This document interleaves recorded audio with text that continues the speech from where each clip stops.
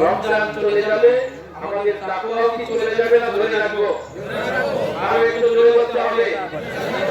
আল্লাহ কবুল করুন, বলুন আমিন। আরো শুকরিয়া আদায় করে আমাদের জন্য সহজ হবে। আজকে বিলিসির দিকে তাকান, যাদের রোজা আছে ইফতার নাই, ঠিক কি না বলেন? সেও খেতে পারে না, ছোট বাচ্চারা ঘাস চেপে চেপে খাচ্ছে, খাদ্যের জন্য হাহাকারের জন্য দাঁড়িয়েছে, আকাশ থেকে খাবার পড়বে, বিমান থেকে খাবার পড়বে, খাবারগুলো নেওয়ার জন্য তারা হাজির। এই সময় মুসলমানদের দুশমন ইসরায়েলি সৈন্যরা সেখানে হামলা করে নারী, শিশু, পুরুষদেরকে হত্যা করছে। চিৎকার করে বলুন নাউযুবিল্লাহ। তার থেকে আমরা ভালো নাই? আমরা কয়েকদিন আগে দেখেছি সিএনজি চালক স্টিয়ারিং ধরে আছেন, আগুনে পুড়ে ছারখার। দেখেন নাই ভাই? একই পরিবারের পাঁচজন বিদ্যুৎ পৃষ্ঠ হয়ে ইন্তেকাল করেছে। আমি দেখলাম এই পাঁচজনই এত তারা দারিদ্র ছিল যে তাদের বাড়িতে কারেন্ট ছিল না, অথচ কারেন্ট পৃষ্ঠ হয়ে তারা মারা গেল। আল্লাহ পাক আমাদেরকে ভালো রেখেছে, বলে আলহামদুলিল্লাহ। আজকে আমরা যারা ঈদগাহের মাঠটা কেন দেখেন, যখন কোনো অনুষ্ঠান হয়, প্রতিযোগিতা যখন হয়, বিভিন্ন খেলা দেওয়া হয়, সঙ্গে সঙ্গে কিন্তু পুরস্কার দেওয়া হয় না। এই পুরস্কারের জন্য বিরাট একটা মঞ্চ তৈরি করা হয়, অতিথি আনয়ন করা হয়, বিভিন্ন অতিথির মাধ্যম দিয়ে এই সকল সম্মানিত ব্যক্তিদের হাতে পুরস্কার দান করা হয়। চিৎকার করে বলা যাবে কি সুবহানাল্লাহ। আল্লাহ রাব্বুল আলামিন বলেন, বান্দারে সুদীর্ঘ একটি মাস তোমরা রোজা পালন করেছিলে, সিয়াম পালন করেছিলে, আমি আল্লাহ রাব্বুল আলামিন পুরস্কার দান করব। এক মাসের পরে শাওয়াল মাসের প্রথম তারিখ আমি পুরস্কার ঘোষণা করেছি। সেদিন রোজাদারেরা ঈদগাহের ময়দানে যাবে, আমি আল্লাহ রাব্বুল আলামিন তাদেরকে পুরস্কার দান করব তিনটা। আমরা প্রত্যেক বছর শোনানোর জন্য, স্মরণ করে যাওয়ার জন্য বলি। আজকের এই দিনটা হলো, নবীজি বলেন লা উজিবান্নাকুম, আল্লাহ রাব্বুল আলামিনের হাবিব বলেন ঈদগাহের ময়দানে আল্লাহ বলেন, বান্দা আমি তোমার সমস্ত দোয়াগুলো কবুল করে নিব। দুই নাম্বার, গফরতু লাকুম, আমি তোমাদেরকে maaf করে দিব। শুধু maaf করে দিব তা নয়, আল্লাহ বলেন ওয়া বাদানতু লাকুম সাইয়্যাতিকুম হাসানাত, তোমার জীবনের সমস্ত গুনাহগুলোকে নেকির দ্বারা আমি আল্লাহ পরিবর্তন করে দিব। বলুন আলহামদুলিল্লাহ। এই তিনটা পুরস্কার আল্লাহ রাব্বুল আলামিন আজকে আমাদেরকে দান করবেন। আলহামদুলিল্লাহ বলি। এই দুটো আমাদের তাকওয়াবান বানানোর জন্য এসেছিল। আমার ভাইরা, তাকওয়াবান হলে আমাদের জন্য কি সুসংবাদ আল্লাহ লিখে রেখেছেন শুনুন। ইয়াউমা নাহশুরুল মুত্তাকিনা ইলার রাহমানি ওয়াফদা, আল্লাহ পাক বলেন মুত্তাকি যারা হবে, আমি আল্লাহ রাব্বুল আলামিন কিয়ামতের দিন দয়াময় আল্লাহর কাছে তাদেরকে মেহমান হিসেবে আনয়ন করা হবে। একটু জোরে বলা যাবে না সুবহানাল্লাহ? মুত্তাকিরা আল্লাহর মেহমান হিসেবে আল্লাহর কাছে যাবে। এর চাইতে সুসংবাদ আর কিছু আছে? আমার ভাইরা, প্রশ্ন হলো আল্লাহর কাছে আমাদেরকে কোন বাহনে করে নিয়ে যাওয়া হবে? উলামায়ে কেরাম বলেছেন মুত্তাকিদেরকে আল্লাহ রাব্বুল আলামিন মেহমান করে নিয়ে যাবেন। আল্লাহর কাছে কোন বাহনে নিয়ে যাবেন? আল্লাহ মুফাসসিরিনে কেরামিয়া লিখেছেন, দুনিয়াতে যে বাহনটা যে ভালোবাসতো, ঘোড়া যদি ভালোবাসে ঘোড়ায় করে নিয়ে যাওয়া হবে, কার গাড়ি যদি ভালোবাসতো কার গাড়িতে করে নিয়ে যাওয়া হবে, হোন্ডা যদি ভালোবাসে হোন্ডাই করে নিয়ে যাওয়া হবে, যদি রকেট চাই রকেটে করে, ঘোড়া চাই ঘোড়াকে করে, বিভিন্ন বাহনে করে সকল মেহমানদেরকে আল্লাহর দরবারে আনয়ন করা হবে। ওয়ানাসুকুল মুজরিমিনা ইলা জাহান্নামা ওয়ারদা, আল্লাহ পাক বলেন যারা পাপিষ্ঠ হবে, নাফরমান হবে। রমজান চলে গেল, অনেকে রোজা রাখতে পারে নাই, রোজা রাখে নাই, ঠিক কি না বলেন? রোজা রাখে নাই, পর্দা করে তারা খাইছে, হোটেলে খাইছে, রেস্তোরাঁয় খাইছে, অনেক কপাল পোড়া রয়েছে, রোজা রাখতে পারে নাই, বুক খুলে বলে আল্লাহর জন্য ভয় করি না, মানুষের জন্য ভয় করে লাভ হবে কি? এমন কপাল পোড়া আমাদের সমাজে আছে না নাই? এদের দুইটা গুনাহ হবে। এক নাম্বার গুনাহ হলো রোজা না রাখার কারণে, দুই নাম্বার গুনাহ হলো দাম্ভিকতা দেখার কারণে। স্বর্ণ পরিধান করা পুরুষের জন্য হারাম। স্বর্ণ পরছে, এই স্বর্ণ চেনটা খুলে রেখে মানুষকে দেখাচ্ছে, দেখো আমি স্বর্ণের সেট পরিধান করেছি। এর জন্য দুইটা গুনাহ।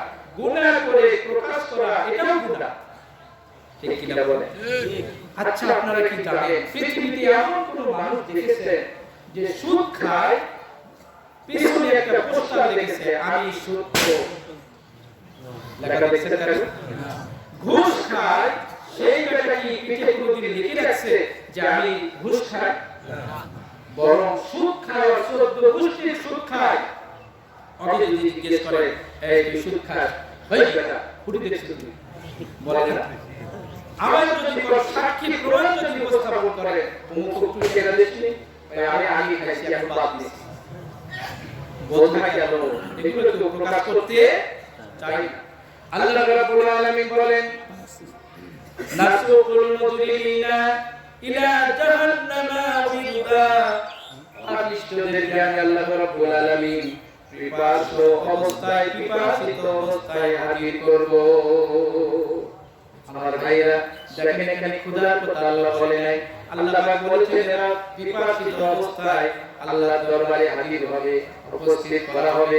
পিপাসা এমন একটা বিষয় যেটা মানুষ সহ্য করতে পারে না, বুকটা পেটে যায়, কখন যেন জীবন চলে যায়। রোজা থাকা অবস্থায় ক্ষুধার চাইতে পিপাসার যন্ত্রণা বেশি। ঠিক কি না বলেন? আল্লাহ রাব্বুল আলামিন বলেন এই সকল পাপিষ্ঠদেরকে পিপাসিত অবস্থায় এমন করা হবে। বলতেছিলাম রোজা আমাদেরকে তাকওয়াবান বানায়।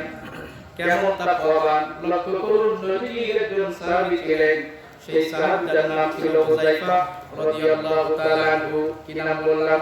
হুযায়ফা রাদিয়াল্লাহু। ছোট মানুষ, এখনো বড় হয় নাই, সাবালিক হয় নাই। আল্লাহর নবী সাহাবায়ে কেরামদের মাঝে বর্ণনা করছিলেন, জাহান্নামের বর্ণনা করছিলেন। আল্লাহর নবী বলছিলেন লা আমলা জাহান্নামা মিনাল জিন্নাতি আজমাইন, মিনাল জিন্নাতি ওয়ান নাসি আজমাইন। আল্লাহ রাব্বুল আলামিন বলেন আমি জাহান্নামকে পরিপূর্ণ করব মানুষ এবং জিন দ্বারা। নাউযুবিল্লাহ। মানুষ এবং জিন দ্বারা আমি জাহান্নাম পরিপূর্ণ করব।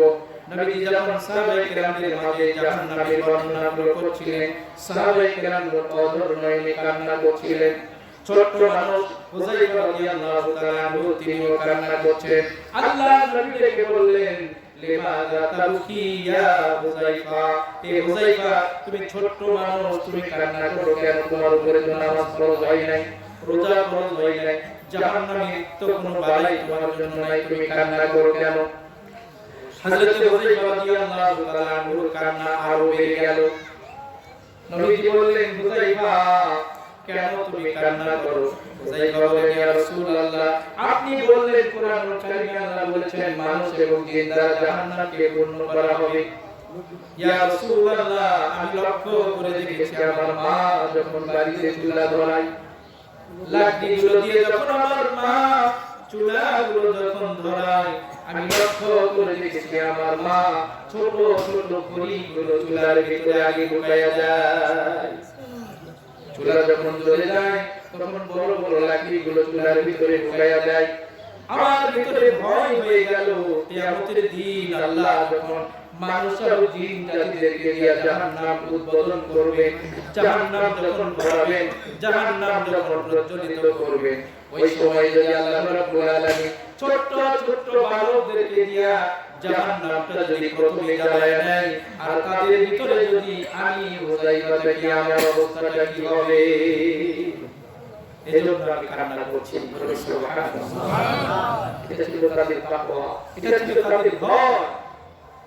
আল্লাহর নবী বলেন হুযায়ফা ছোট মানুষ, তোমার ভিতরে আল্লাহর যে ভয়, আল্লাহর যে তাকওয়া, এজন্য আল্লাহ রাব্বুল আলামিন ইন্তিকালের পূর্বে হুযায়ফা রাদিয়াল্লাহু তাআলা আনহুকে কাছে ডাকলেন, কানি কানি বললেন, হুযায়ফা তোমাকে একটা তালিকা আমি বর্ণনা করে যাব, দুনিয়ার কোন সাহাবীর কাছে সেটা বর্ণনা করি নাই।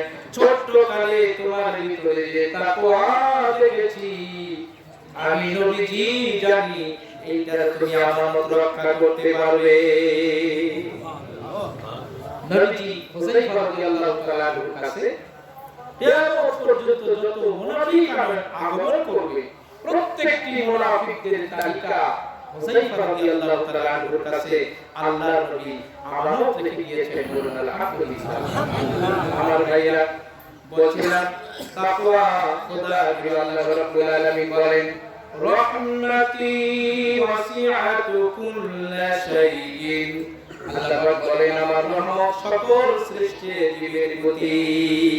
সুবহানাল্লাহ বলেন আল্লাহর রহমত সকল সৃষ্টি জীবের প্রতি। জোরে বলা যাবে সুবহানাল্লাহ। আল্লাহ রাব্বুল আলামিন বলেন সাআতুবুহা লিল্লাযীনা ইয়াত্তাকুন, কিয়ামতের দিন শুধু আমার রহমত শুধু তাকওয়াবান খোদাগীরদের জন্য লিপিবদ্ধ থাকবে। সুবহানাল্লাহ বলে কিয়ামতের দিন মুত্তাকি ছাড়া কারো প্রতি আল্লাহর রহমত থাকবে না। দুনিয়াতে সকলের প্রতি রহমত সমানভাবে, কাফেররা যেরকম ভাবে পায়, মুশরিকেরা যেরকম ভাবে পায়, বেনামাজি যেভাবে পায়, বেনামাজিরাও সেইভাবে পায়, রোজাদারেরা যেভাবে রহমত পেয়েছে বেরোজাদারেরাও ওইভাবেই পেয়েছে। ঠিক কিনা বলে? সূর্যের আলো, সূর্য ওঠে যখন সূর্য কি বলে আমি নামাজের জন্য উঠেছি? আল্লাহ বলেন কিছু কিছু নিয়ামত আমি সকলের জন্য পরিব্যাপ্ত করে দিয়েছি। কিয়ামতের দিন আমি আল্লাহ রাব্বুল আলামিন আমার রহমত শুধু বরাদ্দ রেখে দিব তাকওয়াবানদের জন্য। চিৎকার করে বলেন আলহামদুলিল্লাহ। আমার ভাইরা, নবীজির একজন সাহাবী মসজিদে নববীতে নামাজ আদায় করলেন। এরপরে তিনি আল্লাহর দরবারে দোয়া করছেন, আমার প্রতি আর মুহাম্মদ সাল্লাল্লাহু আলাইহি ওয়াসাল্লামের প্রতি তুমি রহমত নাযিল করো। দুই জনের প্রতি তিনি রহমত কামনা করতেন। হুজুর তাকে ডাকলেন, ডেকে বলছেন কেন তুমি আল্লাহর রহমতকে সীমাবদ্ধ করলে? সুবহানাল্লাহ। কেন তুমি আল্লাহর রহমতকে সীমাবদ্ধ করলে? আমাদের দুইজনের জন্য রহমত চাইলে সারা পৃথিবী সমস্ত মানুষের জন্য কি দোয়া চাইতে পারলে না? আলহামদুলিল্লাহ বলবেন না? এজন্য যখন দোয়া করবেন সমস্ত মানুষের জন্য দোয়া করবেন, আপনার রহমত কমতি হবে না। নবীজি তাকে শিখিয়ে দিলেন। আল্লাহ রাব্বুল আলামিন বলেন যে মুত্তাকিদের জন্য আমার রহমত কিয়ামতের দিন বিস্তৃত থাকবে। তারা কারা? আল্লাহ বলেন ইয়াকুতুনাজ যাকাতা, যারা যাকাত আদায় করে, যাদেরকে আমি আল্লাহ রাব্বুল আলামিন সম্পদ দিয়েছিলাম, আমি সম্পদ আল্লাহর রাস্তায় ব্যয় করে। শুধুমাত্র তাই নয়, ওয়াল্লাযীনা হুম বিআয়াতিনা ইউমিনুন, আমি আল্লাহ রাব্বুল আলামিনের কোরআনুল কারীমের আয়াতগুলো যারা বিশ্বাস স্থাপন করে সে অনুযায়ী আমল করে। বলুন সুবহানাল্লাহ। যাকাত ফরজ না সুন্নাত? বলে বলেন ফরজ। যাদেরকে আল্লাহ সম্পদ দিয়েছে তাদের উপরে যাকাত ফরজ করা হয়েছে, ওয়াজিব নয়, সুন্নাত নয়, নফল নয়, ফরজ করে দেওয়া হয়েছে। চিৎকার করে বলেন আলহামদুলিল্লাহ। গরিবরা যাকাত দিলে গরিবদের বাড়ি বাড়ি দিয়ে যাকাত পৌঁছে যাবে। আল্লাহ রাব্বুল আলামিন বলেছেন ওয়ানফিকু মিম্মা রাযাকনাকুম, আমি তোমাদেরকে যে সম্পদ দিয়েছি এটা থেকে ব্যয় করো, এটা থেকে খরচ করো।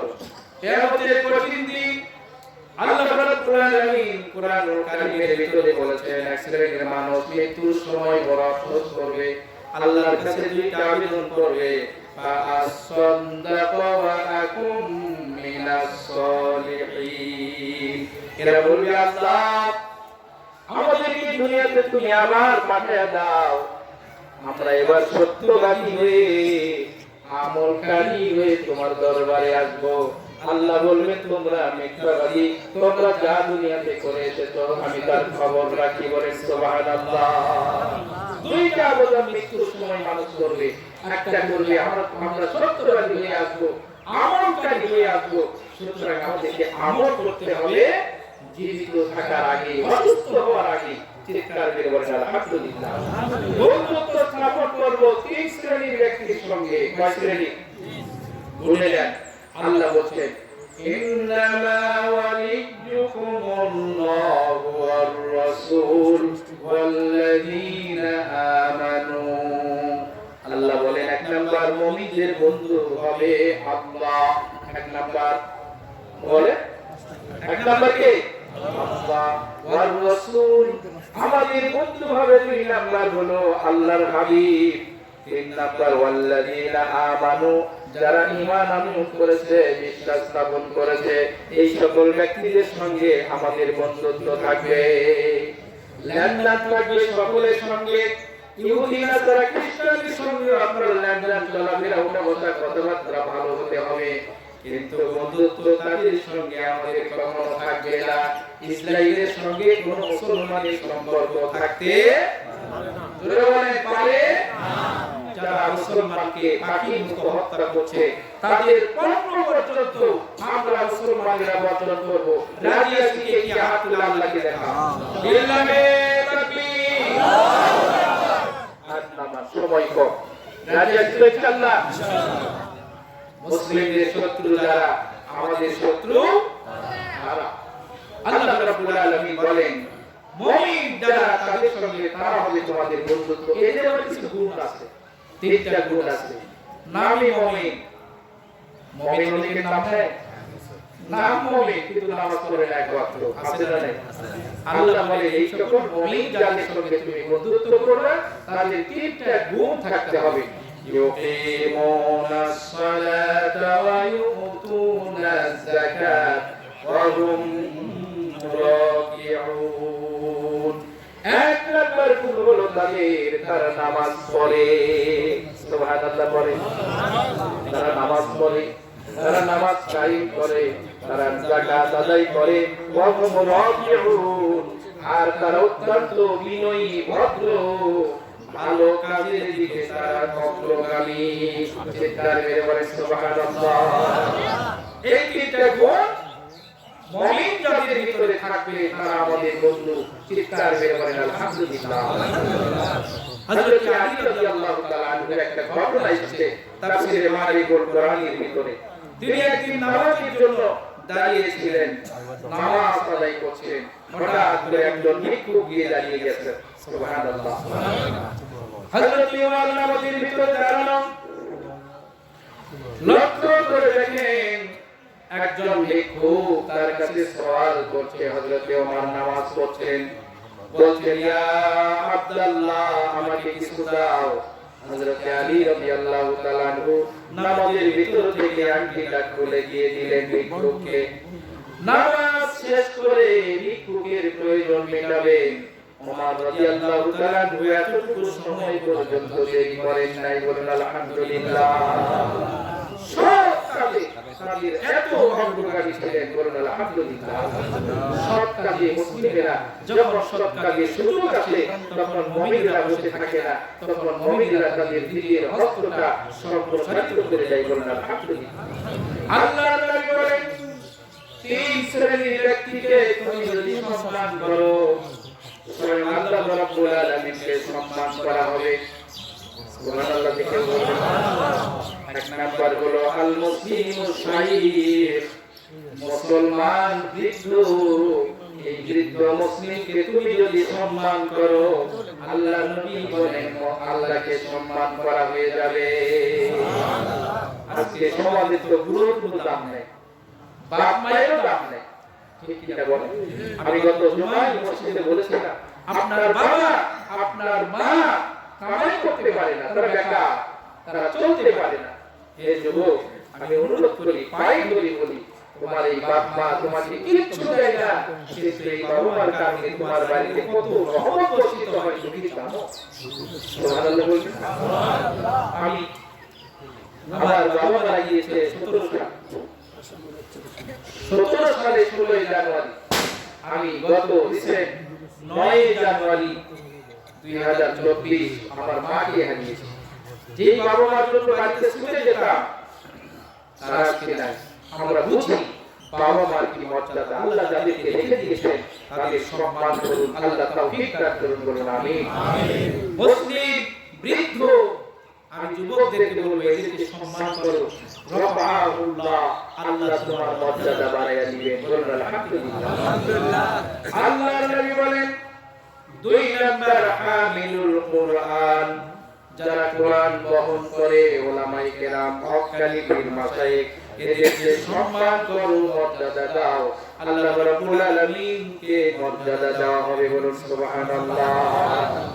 সুলতানুল মুকসিদ, ন্যায় পরায়ণ বাদশা, যিনি কোরআন এবং হাদিস দিয়ে রাষ্ট্র পরিচালনা করে তাকে সম্মান করো, আল্লাহ রাব্বুল আলামিনকে সম্মান করা হয়ে যাবে। বলছিলাম রোজা এসেছিল আমাদেরকে তাকওয়াবান বানাবে, রমজান এসেছিল আমাদেরকে পরিবর্তন করতে। অনেক মানুষ আমরা পরিবর্তন হয়ে গিয়েছিলাম, ঠিক কিনা বলে? নামাজ পড়তো না, রোজা এসেছে নামাজ পড়তো, পরিবর্তন হয় না। মাথায় টুপি দিত না, রমজান এসেছে তারা মাথায় টুপি দিত। আমি বলি এই দুনিয়ার নামাজ না, এই নামাজ আর ছাড়েন না। কত মানুষ আমাদের সমাজ থেকে অহরহ চলে যাচ্ছে, বয়স লাগছে, ঠিক কিনা বলে? আমি অনুরোধ করবো এই পরিবর্তন আমিও করে। রমজান মাসে দাড়ি কাটেন না, রেখে দিয়েছে, আমি অনুরোধ করবো রেখে দেয়। এই দাড়ির মতো মজবুত সুন্নাত এই ফেতনার সময়ে চাইতে আর কিছু নাই। আমি আফসোস করে বলি যে দাড়ি ছাড়া কবরে যাবে, দাড়ি ছাড়া কবরে যাবে, দাড়ি ছাড়া কবরে যাবে। যারা তো কবরে আপনাকে নামাবে এদেরও তো একটা ঘৃণা চলে আসবে, কোন লাশটা আমি নামালাম।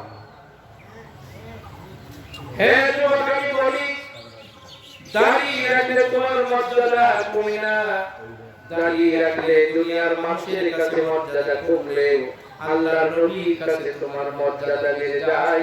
আল্লাহর নবী হয়তো এই দাড়ির কারণে তোমাকে সুপারিশ করবে। নবী বলেন 4 কারণে মানুষ জান্নাতে যাবে। কয় কারণ? একটু জোরে বলেন, কয় কারণ? 4 কারণে মানুষ জান্নাতে যাবে। 1 নাম্বার হলো তাকওয়াবান, খোদা ভীরু যারা, তারা আল্লাহর জান্নাতে যাবে, বলেন সুবহানাল্লাহ। 2 নাম্বার শুকরগুজার যারা, অল্পতে তুষ্ট যারা, এর ভালো কাপড় কিনতে পারে নাই, অসন্তোষ হয় নাই, পুরাতন জামা পরে গায়ে এসেছে, লজ্জার কিছু নাই। লজ্জা হলো ওই ব্যক্তির জন্য যেই ব্যক্তিটা রোজা না রেখে গায়ের ময়দানে এসেছে, তার জন্য লজ্জা,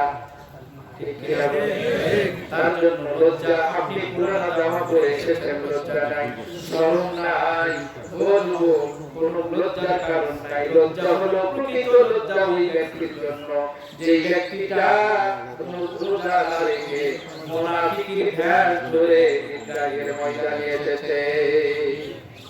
3 নাম্বার আল্লাহর জান্নাতে যারা যাবে তাদের বৈশিষ্ট্য হলো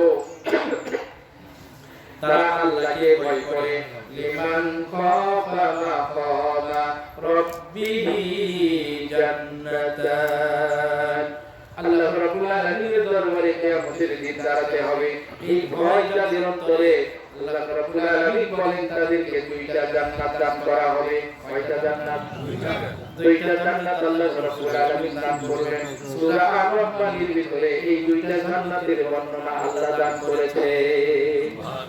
আল্লাহ রাব্বুল আলামিন বলেন এমন মানুষ তোমাদের ভিতরে আছে আল্লাহর জন্য কাজ করে, ইউতুইমুনা আত-তুআমা আলা হুব্বিহি আলা মিসকিনাও ওয়া ইয়াতীমাও ওয়া আসীরা। তোমাদের ভিতরে অনেক মানুষ রয়েছে যাদের খাদ্যের প্রয়োজন থাকা সত্ত্বেও, ভালো করে লক্ষ্য করুন আয়াতে কারিমাটা, একটু কান লাগান। তোমাদের ভিতরে অনেক মানুষ রয়েছে যাদের খাদ্যের প্রয়োজন থাকা সত্ত্বেও আলাল মিসকিন, মিসকিনকে খাবার দেয়, ওয়া ইয়াতীমান, ইতিমদেরকে খাবার দেয়, ওয়া আসীরা, নবীজি বলেন বন্দীদেরকে তারা খাবার দেয়। বলেন সুবহানাল্লাহ। নিজের খাবারের দরকার, তারপরে মিসকিনদেরকে দেয়, ইতিমদেরকে দেয়, বন্দীদেরকে দেয়। বদরের যুদ্ধে 313 জন বীর মুজাহিদ এই 17ই রমজান ইসলামকে বিজয়ী দেশে উদ্দেশ্য করেছিলেন। জোরে চিৎকার মেরে বলবেন আলহামদুলিল্লাহ। কতই রমজান? 17ই রমজান। 17টা রোজা মুসলমানেরা পালন করে ইসলামী পতাকাকে উড্ডীয়মান করেছিলেন। আল্লাহ নবী চিন্তাই করে গেলেন, আহারে এই মুসলমানেরা কি ওইরকম মুসার মতো বলবে নাকি?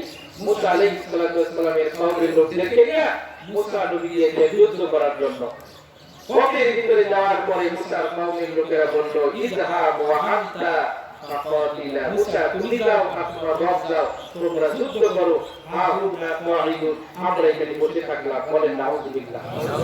নবীজি এই চিন্তাই করে গেলেন। সাহাবায়ে কেরাম কখনো যুদ্ধ করেন নাই।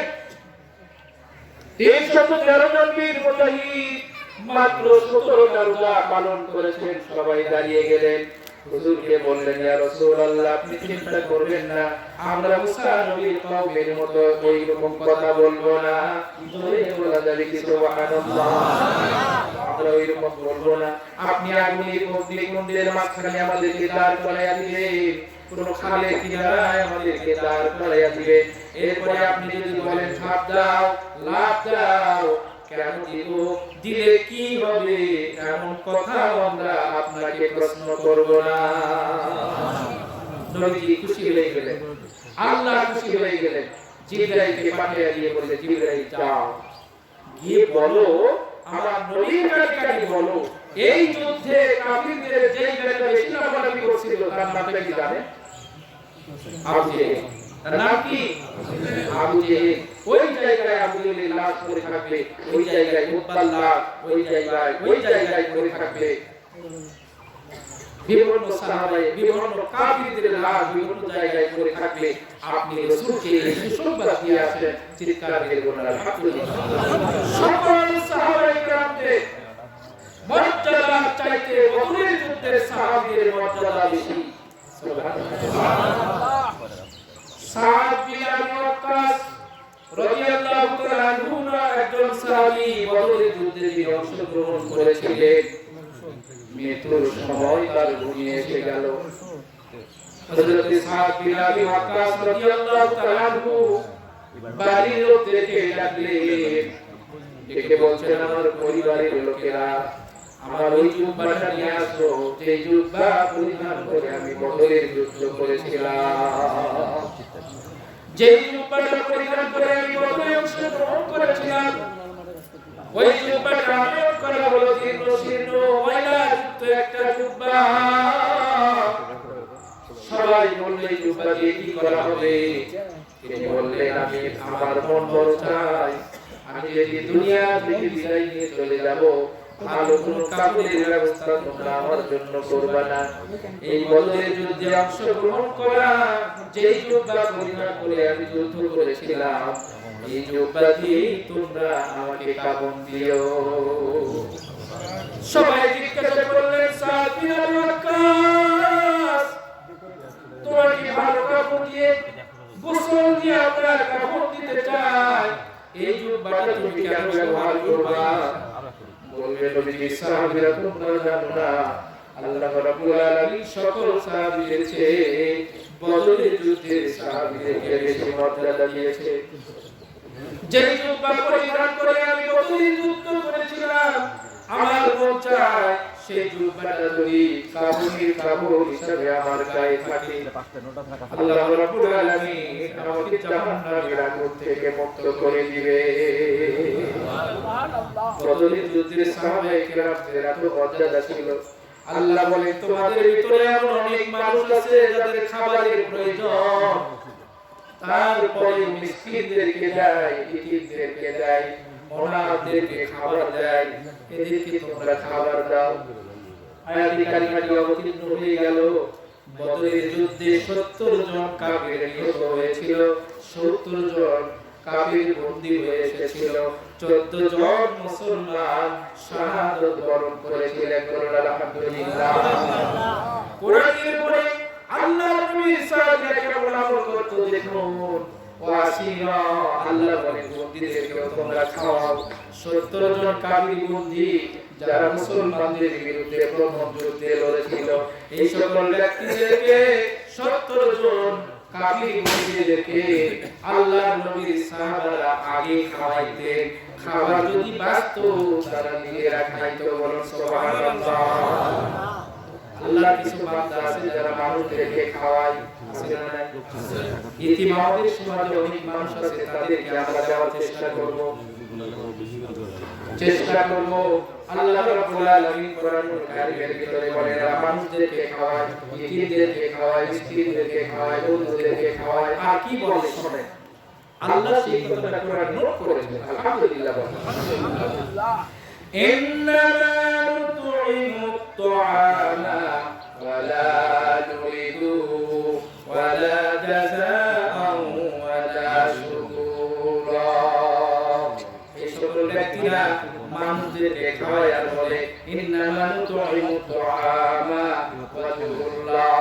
হে আল্লাহর বান্দারা, আমরা তোমাদেরকে খাওয়ালাম আল্লাহর সন্তুষ্টির জন্য। সুবহানাল্লাহ বলে, আল্লাহর সন্তুষ্টির জন্য, আল্লাহর সন্তুষ্টির জন্য। আর কি বলে, ওয়ালা জাযা নুরিদু জাযাআন ওয়ালা শুকুরা।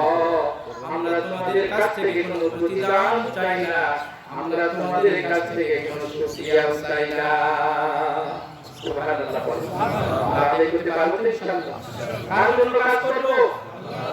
একটু জোরে বলি, কার জন্য? আল্লাহর জন্য।